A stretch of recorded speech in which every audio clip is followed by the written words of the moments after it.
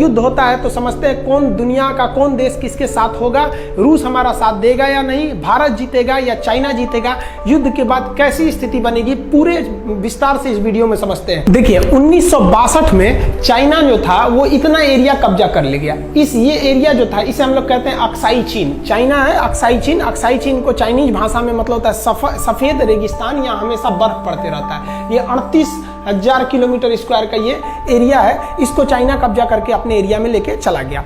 अब आप बात करते हैं, देखिए ये जो एरिया बाहर बाहर देख रहे हैं इसे कहते हैं लाइन ऑफ कंट्रोल। यहीं से हमें कंट्रोल करना होता है, इसके बाहर आप हैं, इसके बाहर हम हैं। लेकिन चाइना जो है इतना तो छोड़ा नहीं होता, इसको कब्जा कर लिया है। होना कहां से चाहिए था, बाहर से, लेकिन अभी हम लोग कहां से कर रहे हैं, यहां से। तो ये हम लोग का फिलहाल में एक्चुअल कंट्रोल है LAC, जबकि होना कहां चाहिए, यहां पर। तो ये बाहर वाला LOC, अंदर वाला एक्चुअल कंट्रोल है। चाइना यहां भी नहीं माना, चाइना इस LAC के अंदर घुस के चला आया है और कह रहा है कि भैया इंडिया वाले आप वापस जाइए यहां पर। ये जो विवाद है ये बहुत गर्माता जा रहा है। अब आप इसको मैप से हम समझते हैं कि कहां कहां इंडिया चाइना घुस गया है, और इसको 3D और 2D समझते हैं। गालवान घाटी, देखिए जो मौजूदा विवाद चल रहा है जिसमें चाइनीज अंदर घुस गए हैं, कहा जा रहा है कि 3 किलोमीटर तक अंदर घुस गए हैं, वो गालवान घाटी में जहां उन लोगों ने टेंट लगा रखा है, वो जगह स्ट्रेटेजिकली बहुत इंपॉर्टेंट है। रीजन समझिए, ये जो बीच का खाली जगह आप देख रहे हैं ये गालवान घाटी है, ये इंडिया के कंट्रोल में था। लेकिन ये इतने पहाड़ों को पार करने के बाद ये दिखता है कि यहाँ पर बार बार पेट्रोलिंग नहीं की जा पाती है। कभी कभी सैनिक जाते हैं पेट्रोलिंग करने के लिए, तो भारत हमेशा यही पेट्रोलिंग करता था।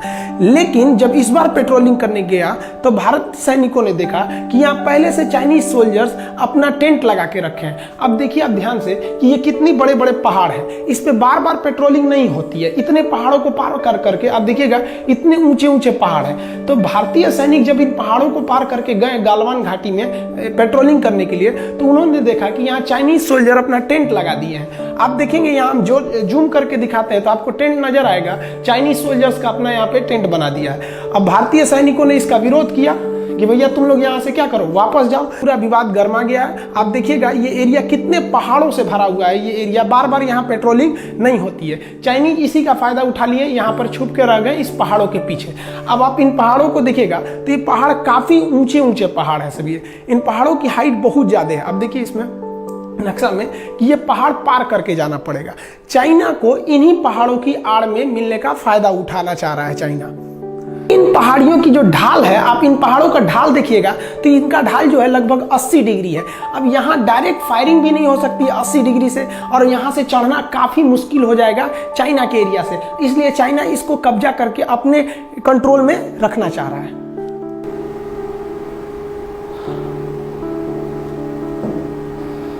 देखिए इस बार का जो विवाद है ना वो अन्य विवादों से थोड़ा ज्यादा गर्मा गया है, क्योंकि चाइना इधर से अपने 5,000 सैनिकों को डिप्लॉय कर दिया है इसके पीछे।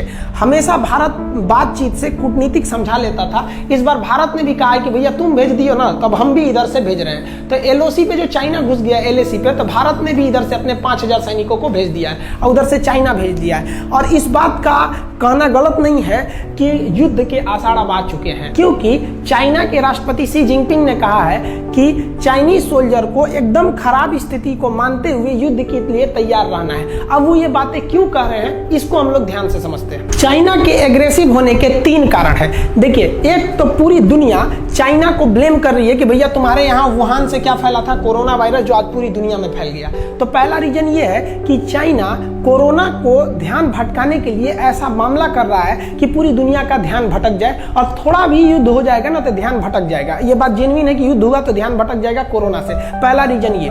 दूसरा रीजन कि ऑस्ट्रेलिया चाह रहा था कि चाइना के खिलाफ एक जांच कमीशन बैठाया जाए, और उस जांच कमीशन का भारत ने सपोर्ट कर दिया। इसलिए दूसरा रीजन ये है कि भारत आप क्यों सपोर्ट कर दिए हमारे खिलाफ जांच का, ये। और तीसरा और सबसे बड़ा रीजन क्या है कि चाइना से जो बहुत सारी कंपनियां भाग रही थी, तो हम आपको एक वीडियो में बताए थे कि वो वियतनाम की ओर शिफ्ट होना चाह रही हैं। लेकिन अभी हाल ही में उत्तर प्रदेश सरकार ने अपने लेबर लॉ को खत्म कर दिया, जिस वजह से अब चाइना की ज्यादातर कंपनियां भारत में एंट्री करना चाह रही हैं। इसलिए चीन बौखलाकर भारत से युद्ध करने के मूड में आ गया है। अब बात करते हैं, यदि इंडिया और चाइना में युद्ध हो जाए तो कौन कौन हमारा साथ देगा, कौन हमारा साथ नहीं देगा। तो स्टार्ट करते हैं हम अपने पड़ोसी देश से। अगर भारत के पड़ोसियों में देखेंगे तो सबसे पहले स्टार्ट करते हैं हम लोग नेपाल से। आपको पता होना चाहिए नेपाल ने पहले ही स्पष्ट कर दिया है कि चाइना और भारत के युद्ध की स्थिति में नेपाल किसी की ओर से नहीं रहेगा, तटस्थ रहेगा, वो इसमें बीच में नहीं आएगा। अब दूसरे नंबर पे हम देखते हैं भूटान को। भूटान तो हमारे ही तरह से, एक तरह से समझिए कि हमारा एकदम सबसे मित्र राष्ट्र में आता है। भूटान की रक्षा खुद भारत करता है। भूटान की जमीन डोकालाम को कब्जा करने चीन जा रहा था, भारत उसके खिलाफ उस पर कड़ा रुख ले लिया। बांग्लादेश की अगर बात करेंगे तो जब तक बांग्लादेश में शेख हसीना वहां की प्रधानमंत्री है तब तक बांग्लादेश भारत का साथ 100% देगा। और ये भी कह सकते हैं कि यदि युद्ध की स्थिति में भारतीय सैनिकों को इधर जाने में दिक्कत हुआ तो बांग्लादेश अपनी भी भूमि को और अपने हवाई क्षेत्र को भी भारतीय वायुसेना को कहेगा कि आप यहां से भी जा सकते हैं, क्योंकि चाइना चाहेगा कि इंडिया को दोनों ओर पे युद्ध पर उलझा सके। तो वो ये इस एरिया से हम लोग को कोई दिक्कत नहीं है। अब श्रीलंका को देखते हैं तो श्रीलंका और मालदीव के रिश्ते अब चाइना से वैसे नहीं है, क्योंकि श्रीलंका के लोगों को समझ में आ गया है कि चाइना ने जो यहाँ इन्वेस्टमेंट किया था केवल उनको अपना आर्थिक गुलाम बनाने के लिए। श्रीलंका ने अपना जो निचला बंदरगाह दिया था हम्बनटोटा, वो चाइना को केवल और केवल व्यापार के लिए दिया है, युद्ध के लिए नहीं दिया। इसलिए चाइना यहाँ से भी चाइना कुछ नहीं कर सकता है और ना ही मालदीव से। केवल अगर पड़ोस में बात करेंगे तो एक पाकिस्तान ही है जो युद्ध की स्थिति में चाइना का साथ देगा। लेकिन पाकिस्तान की अर्थव्यवस्था अमेरिका द्वारा दिए गए भीख के पैसे से ही चलती है। अगर अमेरिका अपनी मदद रोक दे तो पाकिस्तान कुछ नहीं कर सकता है। इसलिए अगर चाइना के कहने पर पाकिस्तान भारत पर हमले की मूड भी बनाएगा तो मोदी जी का ट्रंप से इतना बेहतरीन रिश्ता है कि अगर एक फोन भी चला गया तो अमेरिका पाकिस्तान को दिए जाने वाला हर एक मदद रोक देगा। ये बेचारे भूख से मर जाएंगे, हमको क्या मारेंगे ये लोग। अब बचा अफगानिस्तान, तो अफगानिस्तान से हमको कोई दिक्कत नहीं है। अफगानिस्तान से हमारा बहुत अच्छा संबंध है, वहां के लोगों को हमारा अच्छा संबंध है। अफगानिस्तान के जो तालिबान था उसने स्पष्ट कर दिया कि भैया कश्मीर भारत का आंतरिक मामला है, हम उसमें हस्तक्षेप नहीं करेंगे। और पाकिस्तान के लोग सोच रहे हैं कि भैया अफगानिस्तान की जो आतंकवादी संगठन तालिबान है वो भारत पे हमला करेगा। वो क्यों करेगा? तो भारत का यहाँ से भी कोई दिक्कत नहीं है। और तजाकिस्तान जो है, तजाकिस्तान के दुशांबे में भारतीय वायुसेना ने अपना अड्डा ले रखा है, तो यहाँ से भी हम यहाँ पे अटैक कर सकते हैं। तो हमको अपने पड़ोस में ज्यादा दिक्कत नहीं है। बहुत लोग को ये लगता है कि टू फ्रंट वार शायद चाइना के फेवर में पाकिस्तान खुला युद्ध लड़ लेगा। अगर चाइना के फेवर में पाकिस्तान खुला युद्ध लड़े तो चाइना का क्या होगा ये तो पता नहीं, लेकिन 110% हम गारंटी लेते हैं कि पाकिस्तान बर्बाद होगा, युद्ध के मैदान में भी बर्बाद होगा। और अमेरिका जो पैसा रोक देगा तो खाए बिना मरेगा, वो अलग ही है, धज्जी उड़ जाएगा। और साथ ही साथ पाकिस्तान का ये बलूचिस्तान भारत छोड़ेगा नहीं, वो अलग कर देगा, क्योंकि बलूचिस्तान के लोग कहते हैं हमको पाकिस्तान में कोई इंटरेस्ट नहीं है। अब थोड़ा हम लोग जियो पॉलिटिक्स देखते हैं, बाहर के कौन कौन देश भारत के साथ आएंगे। देखिए एशिया में चाइना का केवल 2 दोस्त है।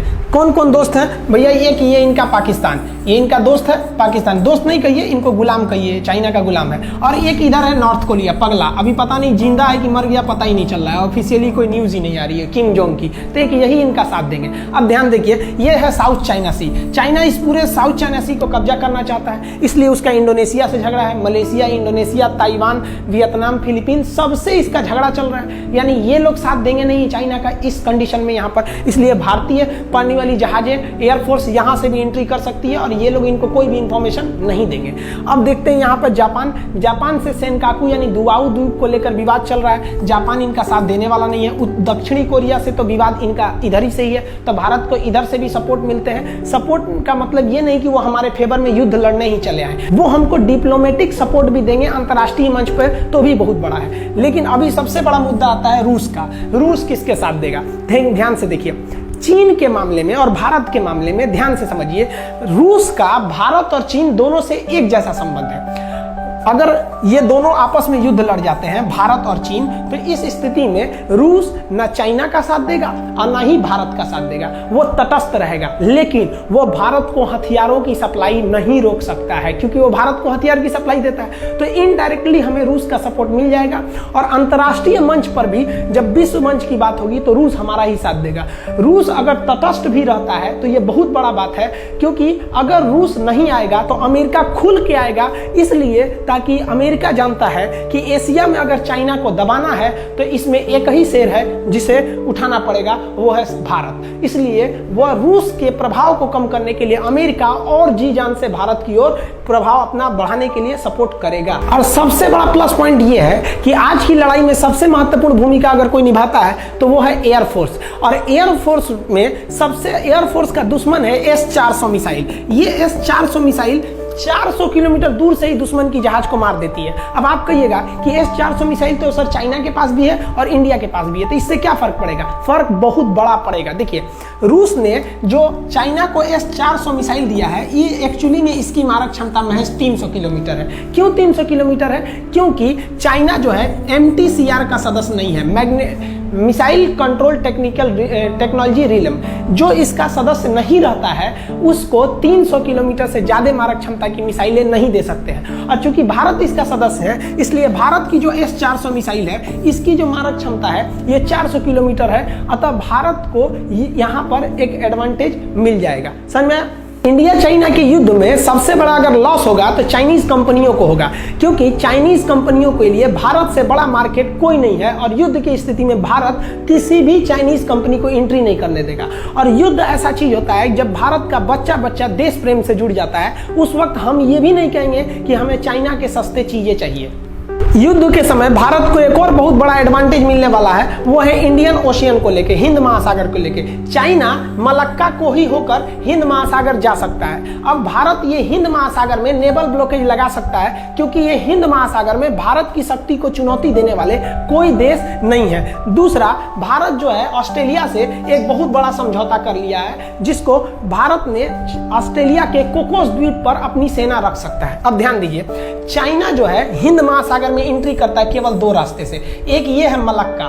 अगर वो मलक्का के रास्ते एंट्री करेगा तो यहाँ हमारा अंडमान निकोबार है, यहाँ हमारी तीनों सेनाएं चबा जाएंगी इनको। लेकिन चाइना इतना होशियार है कि वो मलक्का से नहीं आता है, वो आता है सुंडा से। नीचे भी एक रास्ता है जिसका नाम है सुंडा, इंडोनेशिया के पास। अब यहाँ से वो भाग जाता था, तो ऑस्ट्रेलिया ने भारत को अपना यहाँ का कोकोस द्वीप दे दिया है। अब देखिए, इधर से घुसेंगे तो थुथुरे कूच देंगे और इधर से भी घुसेंगे तो थुथुर कूच देंगे। ऑस्ट्रेलिया को बहुत बहुत धन्यवाद कि भैया जो आपने अपना कोकोस द्वीप के लिए भारत से जो समझौता किया है, इसके लिए दिल से थैंक यू। इसलिए नेवी के मामले में चाइना इधर कुछ नहीं कर सकता है। दूसरा, चाइनीज नेवी को युद्ध लड़ने का अनुभव नहीं है, ना ही चाइनीज एयरफोर्स को है, केवल चाइना की थल सेना को एक्सपीरियंस है। और हमारी नेवी, आपको जो हम अपने channel Khan GS research centre पे हम जो वीडियो बनाए थे पाकिस्तान की औकात, उसमें इंडियन नेवी की कितनी बड़ी पावर है आपको दिखाए थे। आप वो वीडियो जरूर देखिएगा, पाकिस्तान की क्या औकात है, इस चैनल पे। तो ध्यान से समझिए, यहाँ तो हम लोग नेवी का आराम से ब्लॉकेज लगा सकते हैं, तो यहाँ हमको प्लस पॉइंट है। इंडिया का जो सबसे बड़ा प्लस पॉइंट साबित होगा वो ब्रह्मोस मिसाइल होगा। रीजन क्या है कि इंडिया के ज्यादातर बॉर्डर पे ऐसे पहाड़ खड़े हैं और ये पहाड़ का जो ढाल है वो लगभग 80 डिग्री है। और ब्रह्मोस दुनिया की इकलौती मिसाइल है जो सीधे जाने के बाद 80 डिग्री घूम जाती है, यानी इस तरह जाएगी और 80 डिग्री घूम जाएगी, दूसरी कोई मिसाइल नहीं घूम सकती है। तो ये भारत के लिए सबसे बड़ा प्लस पॉइंट है। अब बात करते हैं सबसे बड़ा कि अमेरिका किसके साथ देगा। भाई, अमेरिका चाइना का साथ देगा या नहीं? तो अमेरिका चाइना के एकदम खिलाफ है। ऐसा क्यों है? क्योंकि अमेरिका जहां बैठा है उस सिंहासन को हटाकर चाइना वहीं बैठना चाहता है। तो ये चाइना जो है, इसका कभी भी साथ अमेरिका नहीं देगा। भारत का साथ क्यों देगा? क्योंकि चाइना को दबाने के लिए भारत को खड़ा रखना जरूरी है, क्योंकि कहा जाता है कि दुश्मन का दुश्मन मेरा दोस्त। तो इसका भी दुश्मन है और भारत का भी चाइना दुश्मन है, तो ये दोनों आपस में दोस्त हैं। और भारत और अमेरिका के बीच में कास्टा और कॉमकासा नाम का समझौता हो गया है। इस समझौते के तहत अमेरिका की सेना और खुफिया एजेंसी किस किस देश की खुफिया एजेंसी की जानकारी ले रही है, ये भारत पता कर सकता है। और भारत के पास कौन कौन सी खुफिया जानकारी है, ये अमेरिका भी पता कर सकता है। तो इसकी CIA बहुत ही इंटेलिजेंस है, तो वो इसकी हर एक खुफिया जानकारी को शेयर कर लेगी भारत के साथ। हाल में अमेरिका ने क्या कर दिया कि कह दिया कि भैया चाइना का जो राज्य है तिब्बत, जिसको चाइना ने 1959 में कब्जा कर लिया था, हम उसको एक स्वतंत्र देश घोषित कर देते हैं। हांगकांग में भी विवाद चल रहा है, ताइवान को लेकर चल रहा है, इसलिए चाइना और अमेरिका आमने सामने हो जाएंगे तिब्बत को लेकर, और ये भारत के लिए एक प्लस पॉइंट हो जाएगा। चाइना के खिलाफ अमेरिका अभी बहुत भयानक बिगड़ा हुआ है, क्योंकि कोरोना का सबसे बड़ा अगर कोई शिकार हुआ है तो अमेरिका बना है। आज के डेट में वीडियो शूट होते समय यहाँ पर 1 लाख से ज़्यादा मौत हो चुकी है अमेरिका में और 17 लाख मरीज मिल चुके हैं कोरोना के। इसलिए चाइना के से बदला लेने के लिए अमेरिका एकदम आतुर है और वो चाइना को इधर घेर लेगा उत्तरी कोरिया के थ्रू और यहाँ पर है जापान के थ्रू, क्योंकि जापान और उत्तरी कोरिया अमेरिका से एकदम बेहद अच्छा समझौता है। और अभी हाल में अमेरिका ने अपना नौसेना के जहाज़ों को दक्षिणी चीन सागर में भी भेज दिया था, तो दक्षिणी चीन सागर को लेकर भी विवाद बहुत खासा बढ़ते जा रहा है। चाइना ने ऑस्ट्रेलिया को भी धमकी दे दिया कि ऑस्ट्रेलिया चाइना के खिलाफ न जाए वरना चाइना के लोग ऑस्ट्रेलिया के सामान को न खरीदेंगे। तो ऑस्ट्रेलिया ने जवाब दिया कि पूरी दुनिया अगर चाइना के सामान को खरीदने से रोक दे कोरोना का इल्जाम लगा के, तो चाइना कहाँ जाएगा। तो ऑस्ट्रेलिया ने भी बहुत अच्छा जवाब दिया। देखिए चाइना क्या चाहता है, चाइना की एक पॉलिसी है, जैसे मान लिया कि हम आपसे 10 रुपया ले लिए उधार और हम चाहते हैं इसको लूट लेना, तो हम आपसे क्या कहेंगे कि भैया जब आपको देखेंगे तो भागेंगे नहीं, आपको देखते टूक देंगे मेरा 500 रुपया दो। आप कहेंगे कैसा 500, हम कह रहे 500 दो 500 दो 500 दो। अब बवाल इस बात पर होगा कि 500 लिए हैं कि नहीं लिए हैं, और 10 रुपया भुला गया। यही चाइना कर रहा है। चाइना ने अक्साई चीन कब्जा किया 1962 में और वो जानबूझ के और आगे बढ़ रहा है कि विवाद केवल इसी पर खत्म हो जाए और इधर वाला भारत भूल जाए। इसके लिए भारत को भी चाहिए कि इससे बड़ा बवाल करने के लिए, और ये बवाल भारत को करना ही चाहिए हिंद महासागर में। देखिए चाइना क्या कहता है, देखिए जब तक दूसरे को डराइएगा नहीं तब तक वो आपकी बात नहीं सुनेंगे। कहा जाता है कि भय बिना प्रीत कहाँ, डर और जरूरत अगर खत्म तो रिश्ता खत्म। तो डर और जरूरत बचा के रखना है। चाइना की जरूरत क्या है, ये है उसका दक्षिणी चीन सागर, ये पूरा पेट्रोल से भरा हुआ है, तो ये उसकी जरूरत है। और चाइना का डर क्या है, तिब्बत उसने कब्जा कर रखा है और तिब्बत पानी का बहुत बड़ा स्रोत है क्योंकि यहीं से सारी नदियां निकलती हैं, तो इसका डर तिब्बत है निकल ना जाए, और जरूरत दक्षिणी चीन सागर कहीं ये हाथ से ना निकल जाए। भारत को इन्हीं पर चोट करना चाहिए। कैसे, ये आपका हिंद महासागर है, इसमें इकलौती शक्ति भारत है। भारत को यहाँ पर अपनी नेवी की दखल अंदाजी करनी चाहिए। जितने भी देश हैं जो चाइना के फेवर में हैं उनके जहाजों को ना इधर से गुजरने नहीं देना चाहिए। अगर हम चाइना के सहयोगी देश के ज्यादातर जहाजों को इधर जाने से रोक देंगे तो ये एक इंटरनेशनल बवाल फिक्स है, और इस बवाल को रोकना नहीं चाहिए, इस बवाल को पूरा बर्बाद करना चाहिए, क्योंकि पागल से निपटने के लिए पागल बनना पड़ता है। तो इसको इस एरिया में पूरी नेवल ब्लॉकेज लगा देना चाहिए, नौसेना को पूरा भेज के। अफ्रीका के देश कोई भी भारत से उलझेगा नहीं, क्योंकि अफ्रीका के देश विकासशील देश है, ये जल्दी उलझेंगे नहीं। इधर उलझेगा कौन, अमेरिका। तो अमेरिका क्या बेवकूफ है, वो भी समझ रहा है। अमेरिका को समझा दीजिए कि भैया हम जानबूझ के इसको ब्लॉकेज लगाए हैं कि एक इंटरनेशनल बवाल हो। ये इंटरनेशनल बवाल हो, इंडिया दुनिया पूछेगी कि इंडिया तुम पागल क्यों हो गया है, तो इंडिया वहां कहेगा ना कि जैया जब दक्षिणी चीन सागर चाइना का हो सकता है तो हिंद महासागर हिंदुस्तान का क्यों नहीं है। अगर वो चाइना का है तो ये हिंदुस्तान का है। आप कहिए कि चाइना तुम हटो तो हम भी हट जाएंगे, और बाकी बड़े देश सब समझेंगे। अमेरिका इसमें भारत का ही साथ देगा। क्यों, क्योंकि अमेरिका कहेगा कि इस झगड़े की जड़ चाइना है, और जिधर अमेरिका बोलेगा पूरा यूरोप के देश उधर ही बोलेंगे, क्योंकि पूरे नाटो देश, ये जो नाटो देश हैं सब, पूरा नाटो सैनिक ये भी इधर ही बोलेंगे। ये बवाल एक इंटरनेशनल बवाल होगा और चाइना के ऊपर इसका टिकरा फोड़ दिया जाएगा। अब चाइना आएगा भारत के पास, टेबल पर बैठेगा कि भैया ये क्या कर रहा है तुम बवाल वहां पर, और ये इंटरनेशनल बवाल हो जाएगा। इंडिया लीड कर सकता है इस चीज को बहुत बड़े पैमाने पर। अब भारत और चाइना आपस में बैठ के बात करेंगे कि भैया देख तू लद्दाख वापस कर, और नहीं तो हम ये वाला बवाल नहीं शांत करेंगे यहाँ पर। और भारत को चाइना की इकोनॉमी को तोड़ने के लिए भारतीय संसद को एक प्रस्ताव पारित करना चाहिए कि दुनिया का जो भी देश ये स्वीकार करेगा कि पूरा कश्मीर भारत का है, पूरा अरुणाचल प्रदेश भारत का है, तो हम उससे व्यापार करेंगे बहुत कम टैक्स लेकर। और नहीं, अगर हम ये चीज अगर जो नहीं मानेगा हम उन पे भैया 150% टैक्स लगा देंगे। अब उनकी सामान इतनी महंगी हो जाएगी कि खरीदेगा ही नहीं कोई। अब भारत के सामने भी अंतर्राष्ट्रीय कोर्ट में कहने की बात रहेगी ना कि भैया जो हमारी अखंडता को मानता है हम उससे 10% टैक्स लेंगे। विदेश की जो भी चीज आएगी हम 10-20% टैक्स लेंगे, लेकिन जो हमारी अखंडता को ही ना माने, हमारे देश का ही टुकड़ा करे, हम उससे टैक्स लेंगे। अब इससे फायदा क्या होगा, चाइना की सामान को लोग इसीलिए खरीदते हैं कि वो सस्ता रहता है, वो भी जानते हैं कि बहुत कम दिन चलेगा, लेकिन कहते हैं कितना रुपया का ये है। तो इससे हमको दो फायदा कि भैया अगर तुम इस चीज को मान लेते हो तो हमारा बवाले खत्म कि भैया हमारा सीमा विवाद सुलझ गया, और अगर तुम नहीं मानते हो तो तुम्हारा व्यापार चौपट हो गया। तो इसलिए चाइना के लिए सांप छुछुंदर की स्थिति हो जाएगी। अगर मान लिया तो भूमि गया, और नहीं माना तो व्यापार गया। अब लो भैया तुम क्या करोगे। तो भारत सरकार को भी ये करना चाहिए। तो चाइना को इंडियन ओशन के मैटर पे और ये जो बॉर्डर बाउंड्री डिस्प्यूट है, व्यापार के मैटर पे एकदम घेर देना है चारों ओर से, और चारों ओर से इस तरह घेरना है कि खुद चाइना हमारे पास आए टेबल पर। इस समय चाइना हम लोग को प्रोवोक कर रहा है कि युद्ध करिए। अभी की स्थिति युद्ध करने के लिए थोड़ी भी नहीं है, क्योंकि चाइना से कोरोना खत्म होने के कगार पर और भारत में अभी पीक पर है। चाइना जानता है कि इस समय ही चाइना के फेवर में युद्ध है। हम अभी मेरे हिसाब से अभी मामले को ठंडे हिसाब से सुलझा लेना चाहिए। जैसे कोरोना खत्म होगा पूरी दुनिया चाइना के खिलाफ जाएगी, और यही माहौल बना के चाइना पर दबाव बनाना उचित रहेगा। अभी नहीं, अभी हम यही कर सकते हैं कि चाइनीज चीजों का बहिष्कार करें जितना से ज्यादा हो सके, क्योंकि चाइना को पता है कि भारत के लोग चाइनीज सामान को ही प्रयोग करेंगे जो भारत के लिए सही नहीं है। इसके आगे जो अपडेट आते रहेगा हम आपको बताते रहेंगे। तब तक के लिए जय हिंद।